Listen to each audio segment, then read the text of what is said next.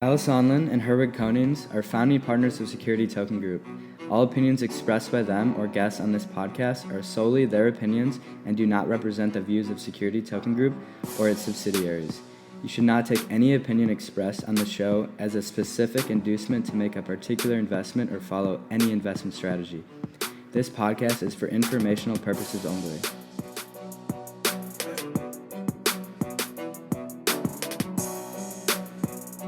Hello, everyone, and welcome back to Security Token Show, episode 29. My name is Kyle Sonlin, and I'm joined, as always, with my co-host, Herwig Konings. Hello, everyone. Thanks for listening. We got a great episode lined up for you today where we will be diving into the nitty-gritty of purpose-built security token blockchains. Wow. Before we get into that hefty topic there, Kyle, we do always like to start off the show with our companies of the week, where we highlight what Kyle and I feel each separately is two companies doing the most to create adoption and advancing the security token space forward. And of course, followed by that, we'll have our industry news segment, some STO updates, and of course, a market update. With that, Kyle, who is your company of the week? Well, thank you, Herwig. My company of the week this week is a company called Curio Invest. And I'm excited about Curio Invest. You may have seen the news, listeners, but they are actually tokenizing a Ferrari. So it's called the CT1 token, and they're tokenizing a $1.1 million Ferrari F12 TDF. And what they're doing is they're storing it, the car itself, they're putting it in a vault in Germany, and then issuing fractionalized shares of that car that then you can participate in yourself. And this was going to be listed in an agreement with the Merge Exchange in Seychelles. We've covered them before. They raised $500,000. And they are now going to be tokenizing a Ferrari and listing it on their exchange as their second security token in addition to their own digital IPO. Wow. And Jim Needham, who is the head of digital strategy at Merge, explained the process in a little bit more detail, saying, quote, "You can have a guy in Uganda who's able to invest in a rare car that's kept in a vault in Stuttgart, tokenized by a company in Liechtenstein, and it all fits within this recognized regulatory environment. It's a perfect illustration of what this, as a tool, what blockchain technology and distributed ledger technology can do to democratize capital markets." And I think that's a really great quote. Really what they're doing is providing access to investment opportunities that are just so unique and fascinating use cases. And it's exciting to be listed on Merge, but congrats to Curio Invest. According to the article, the two firms are planning to bring as many as 500 collectible cars worth over $200 million onto the exchange. 500 collectible cars, $200 million, Herwig. It's a pretty exciting use case. And as a car enthusiast myself, I am fascinated to see how this market develops and how the demand and how these things trade. Additionally, I am psyched to see that Merge is successfully launching with innovative products and intuitive new assets for investors all around the world. Herwig, what do you think about Curio Invest? I also am a car enthusiast. I love it. I'll tokenize my own Ferrari. This sounds great. But in all seriousness, this is awesome because it's yet again another use case of security tokens bringing a new asset class that people previously couldn't really get access to, or at least were required to put up a full investment in order to participate. And I'm super excited to see supercars come to the security token space. It's very interesting how they're keeping it in a vault. So I wonder if you'll be able to go visit or see it, or if it's just going to be this hidden, pristine car. We'll just have to see. I'd like a camera, you know. You can pull it up on someone's going to steal my Ferrari there. Yeah, hey, maybe that's what they'll look into. But moving on, Herwig, what is your company of the week this week? Well, I'm going to give it to a company that I think has been long seeking the award, and they do some great things in the space, and there always just seems like there's something else going on. But in this case, I'm very happy to nominate and give my company of the week to Polymath for releasing their Polymesh white paper. You know, we're going to discuss the Polymesh blockchain a little bit more in detail later during our main topic, but I want to acknowledge that Polymath has been hard at work building this new dedicated blockchain as a result of recognizing that Ethereum didn't meet its standards for scaling a security token infrastructure.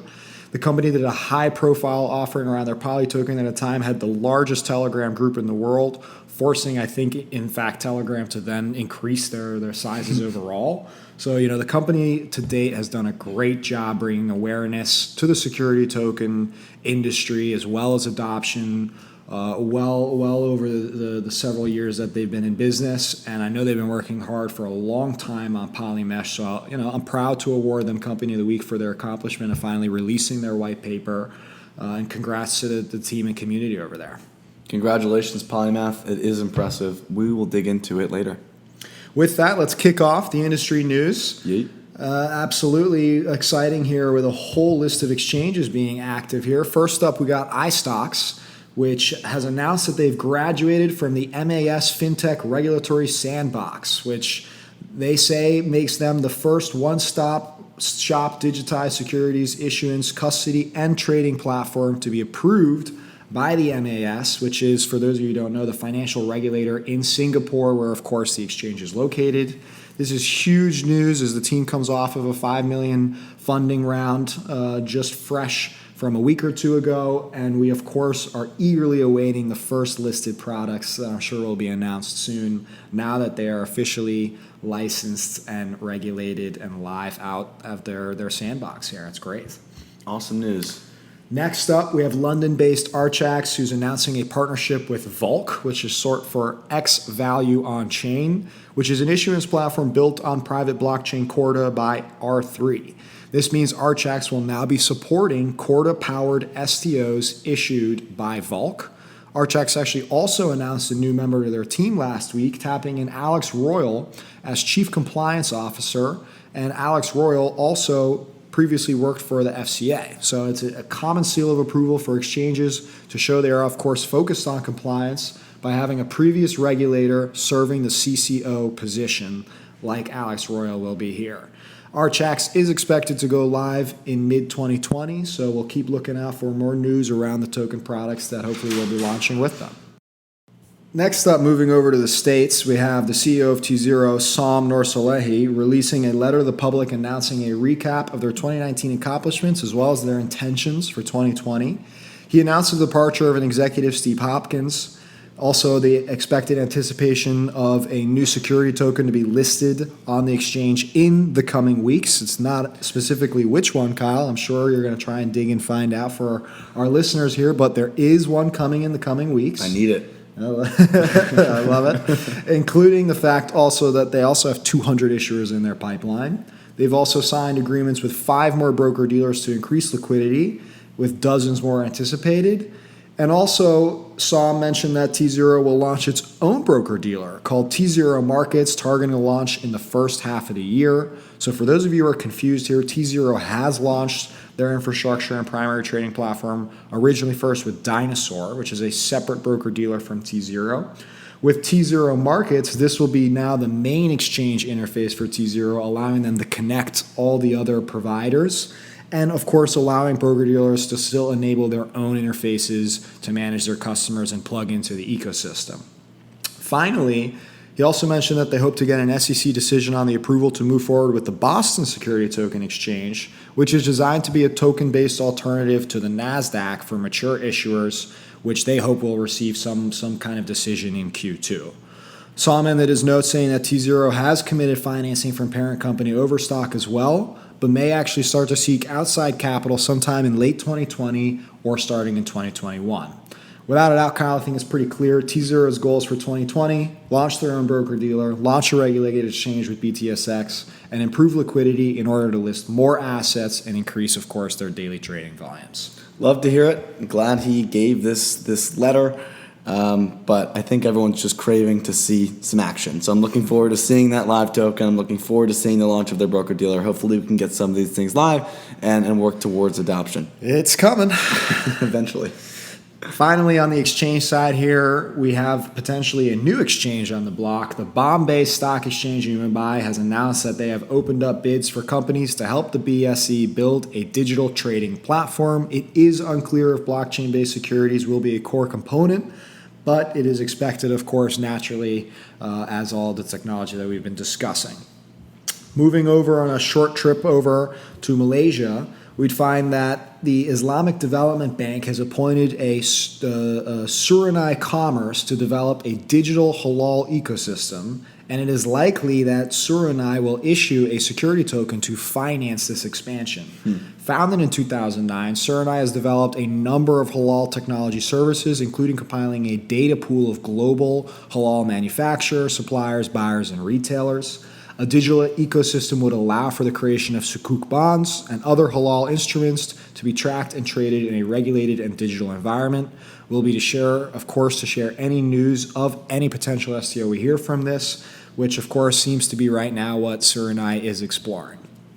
We also have some news from TokenSoft announcing that they now have launched a self-managed investment account for security tokens, enabling investment accounts that offer a brokerage-style experience for investors. CEO Mason Borda said, "We're excited to bring a multi-signature wallet security package in a self-controlled, easy-to-manage brokerage-style experience to over 100,000 investors using their platform. This enables a real, digital, and friendly user interface for investors managing TokenSoft-issued security tokens, as well as other supported custody token types on their platform." So I find this is a really great value add, especially if you're an issuer that wants to manage their own token market or leverage a reporting and management tool for dividends and liquidity and other tools that is now managed through their digital interface here through their self-managed accounts for investors. So it seems like another great addition to their technology suite by the TokenSoft team. Wireframes look cool. Congrats. Hopefully helps contribute to investor adoption. Let's hope. We also have Vertalo making some waves, announcing their new focus on Tezos over Ethereum. It has developed the ability to convert ERC20 tokens to Tezos formatted smart contracts. Though it will still support Ethereum through this, the Vertalo platform can support 99% of the ecosystem, says founder and CEO Dave Hendricks. The company has chosen Tezos because its smart contract abilities are available in multiple programming language, Hendricks said. And he also cited that Tezos' rate of transactions per second, stable network of participants, and the collateralization opportunities offered by being a proof-of-stake network as value adds to the Tezos blockchain. We also have a big hire announcement from the most funded security token startup in the space, Figure, of course, announcing a new member to their team, Asif Hirji. Asif was the former CEO of Coinbase. He was also the former CEO at TD Ameritrade, and he was also an operating partner at Andreessen Horowitz. An impressive resume. He's expected to help the company develop a merchant bank, which I can only presume is designed to help with sales of securitizations of Figure loans, which is expected, as I said before, sometime probably later this year. Definitely a strong talent acquisition, I'd say, Kyle. Herwig, you've been following Figure for a long time now. I can't wait to keep hearing these updates. This company is really doing fantastic things, and another great hire. Yeah. We also saw a couple of great reports on the security token industry side here being released last week.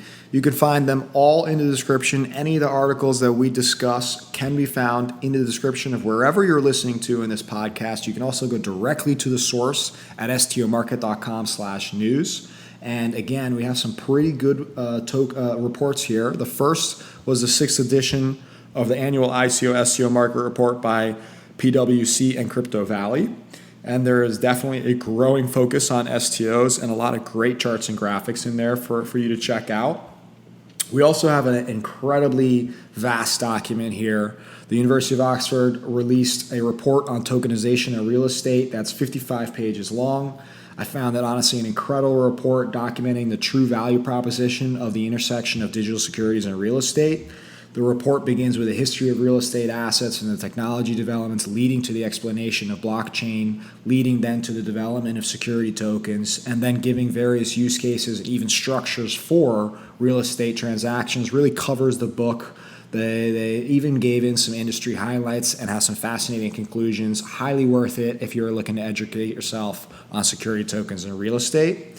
And if that wasn't enough reading material for you, there's another really great and awesome report, another 50-page report, this time by the OECD Blockchain Policy Series, which covers the implications this time of tokenization for financial markets.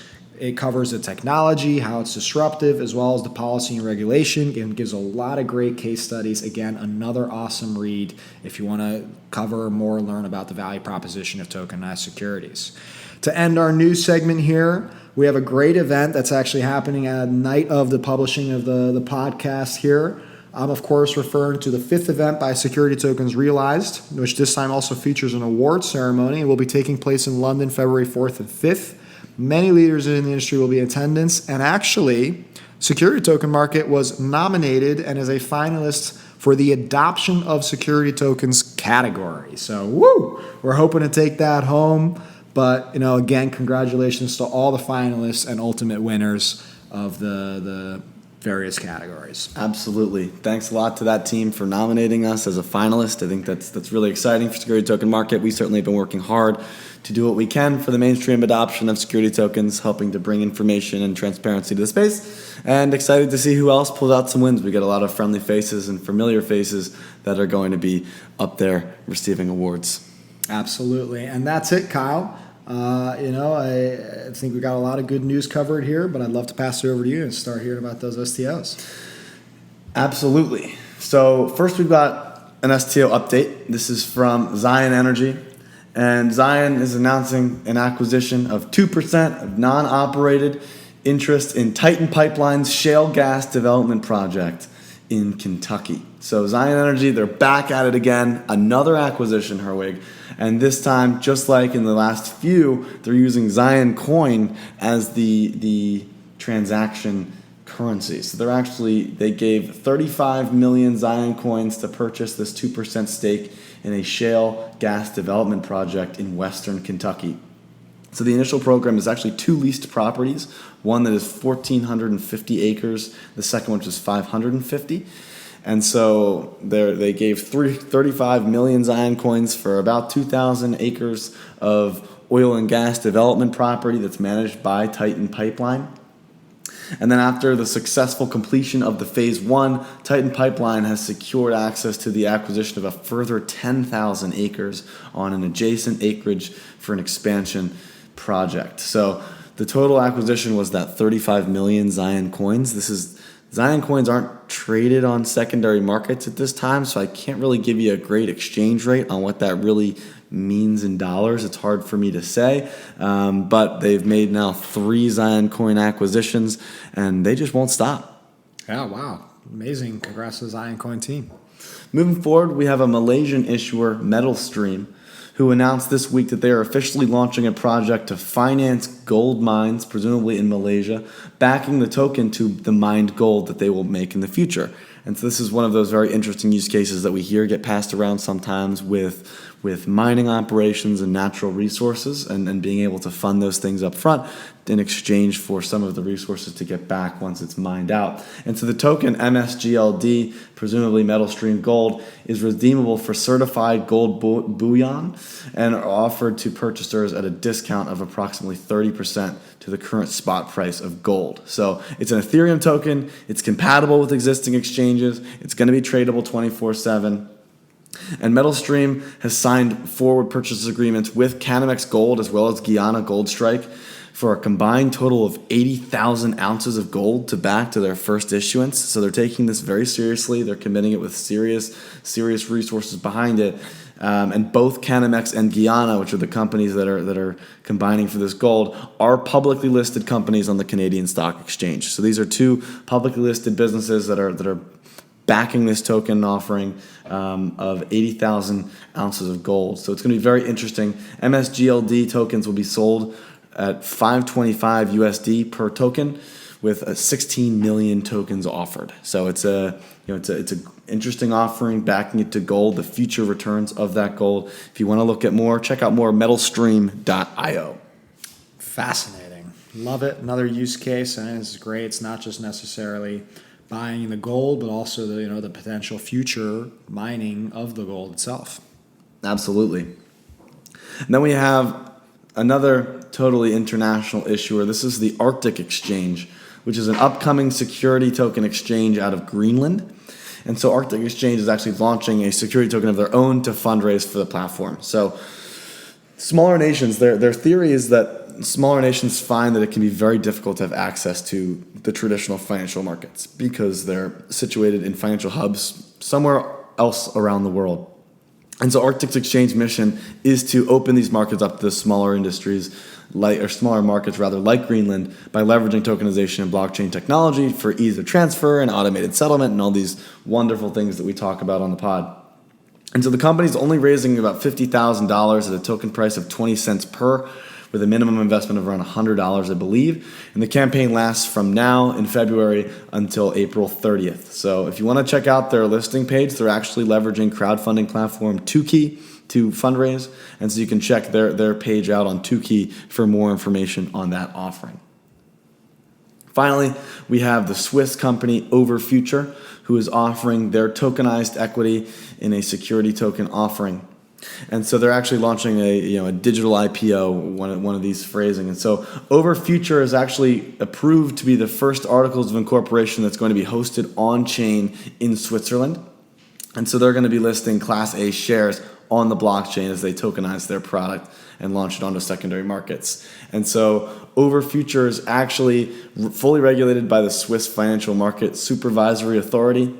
And according to the press release, the firm plans to issue 8.4 million common equity security tokens on the Ethereum blockchain, with the Euro DAX providing the smart contracts. So the offering price is going to be $1.38 per share, and they're going to be going live with that soon. And so I was actually reading this article, and the article also mentioned another security token offering in December that slipped through the cracks.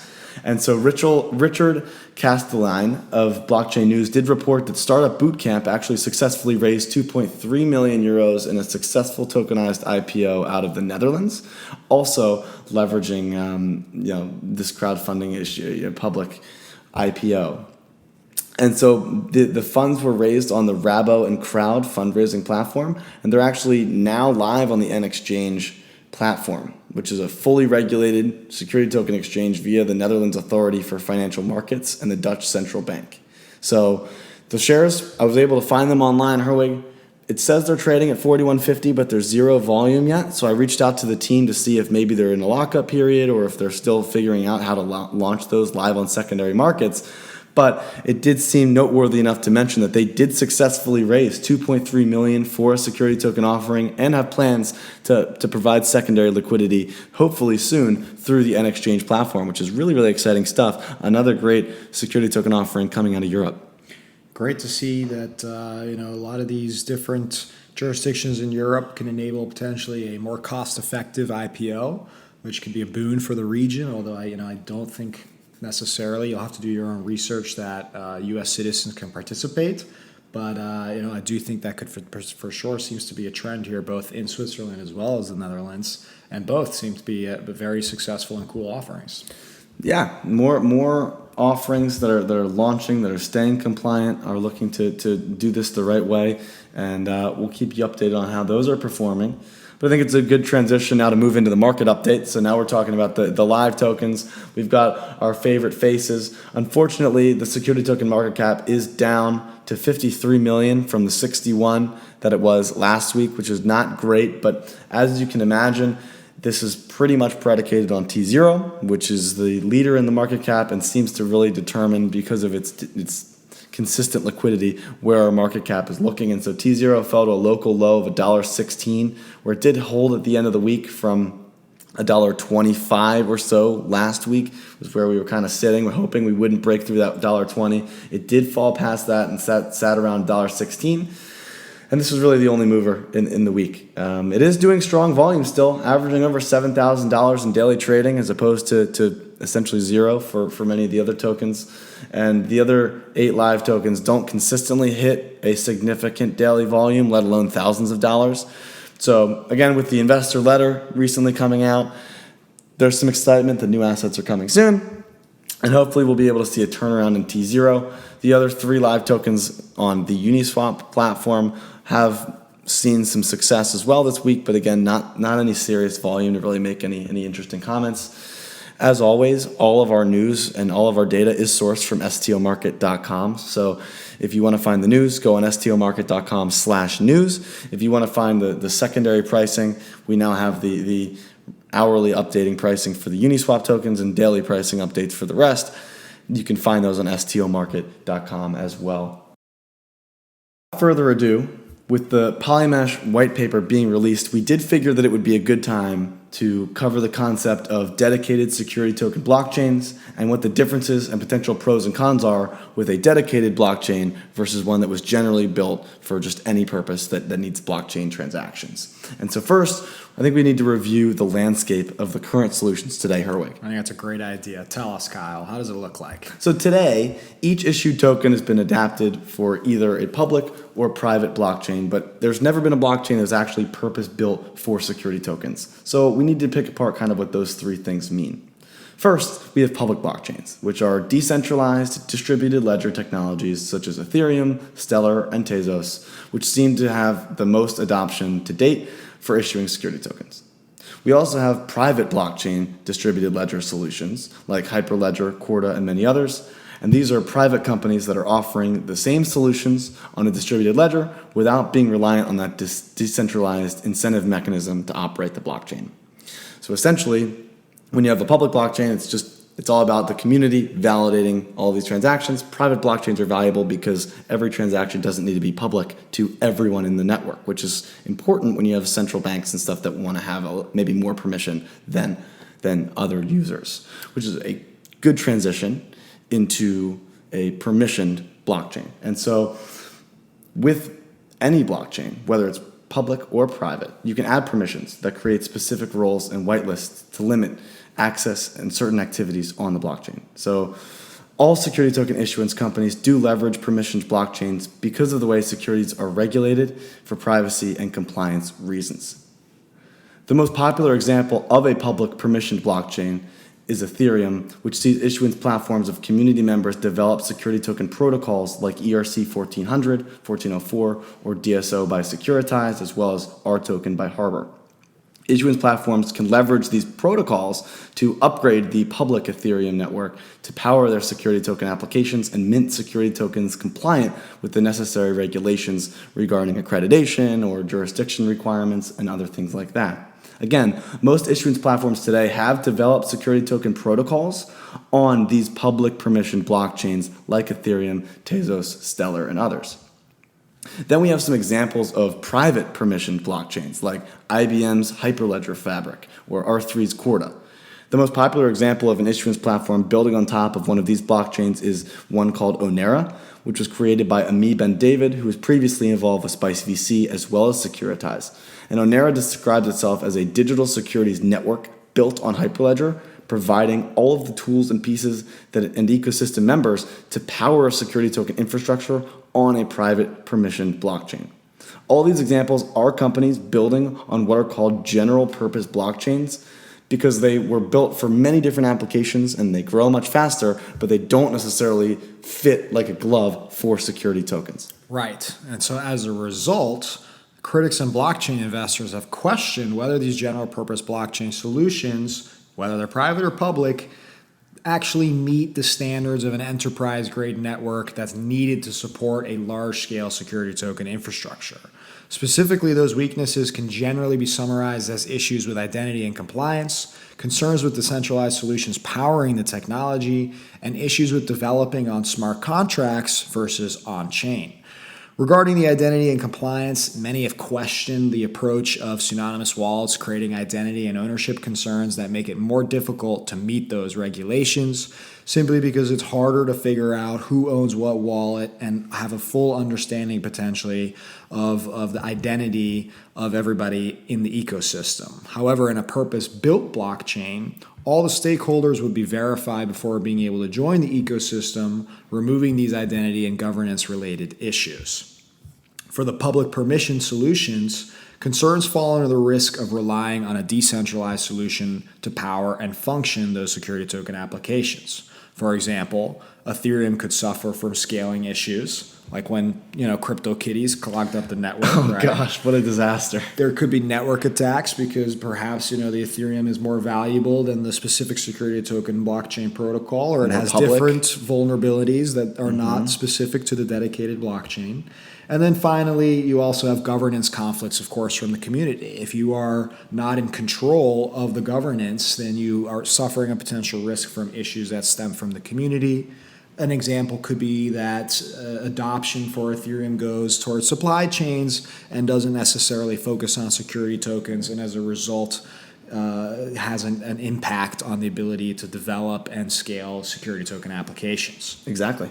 But on a dedicated blockchain, Kyle, all those functions and activity is for the same purpose, to manage security tokens. And so in principle, this purpose-built blockchain can be architectured in a way to power itself, built exclusively on charging a fee on the functions needed to manage security tokens. Finally, we have the concerns regarding current smart contract solutions being a patchwork solution to what preferably should be or are on-chain activities. In order to validate identity, offer custodial solutions, document management, relay information, and perform many other activities, smart contracts provide automation for these functions on top of the Ethereum blockchain, but can be expensive and slow. With a dedicated blockchain, a lot of these functions can be designed to allow you to write onto the chain directly without needing a smart contract, because the blockchain was already designed to offer these functions, and therefore can also be more efficient than a custom, potentially complex set of smart contracts that could be coded in a variety of different ways. However, the concept of a purpose-built blockchain for security tokens doesn't come without its own risks and weaknesses. That's true. It can be extremely expensive to build this whole thing from scratch.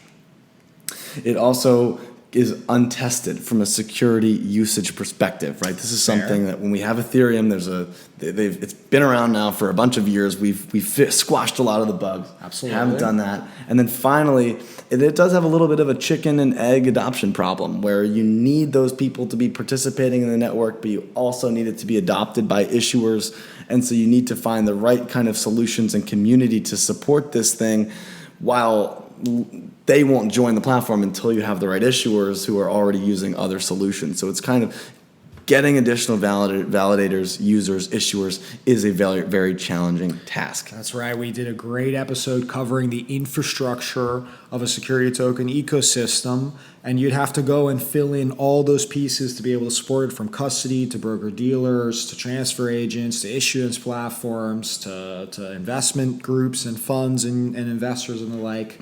All need to be supported and brought on board now on a specifically dedicated platform that they also need to be educated on how it works and get familiar with it, and programmers have to understand how to build on top of it, etc. So absolutely another massive adoption problem, I think, for sure, as a challenge. The one good thing is that there are some options to help blockchains communicate and at least be able to work together in some ways. So I think there may be ways that they can, again, try to patchwork that a little bit as a halfway point, as a compromise as we continue to build this out. But it'll be interesting to watch moving forward. Yeah, and again, no purpose-built blockchains have come to market yet. So, in order to bring this vision to life, Polymath set out to build Polymesh, which, Polymesh itself it's built on the Parity substrate, which uses Rust and WebAssembly programming languages to give developers all the pieces they need to create their own custom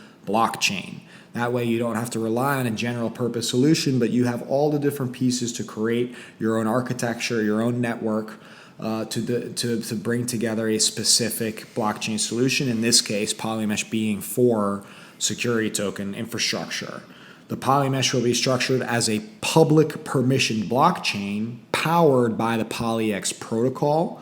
To be clear for everyone listening here, this means that Polymesh is the same as Ethereum in the sense that they are both public blockchain technologies, but the difference is that Polymesh doesn't support permissionless apps. Polymesh does not rely on the same consensus mechanism at all, and Polymesh actually has a completely different governance structure in place. So we're not really going to cover too much detail of Polymesh blockchain today.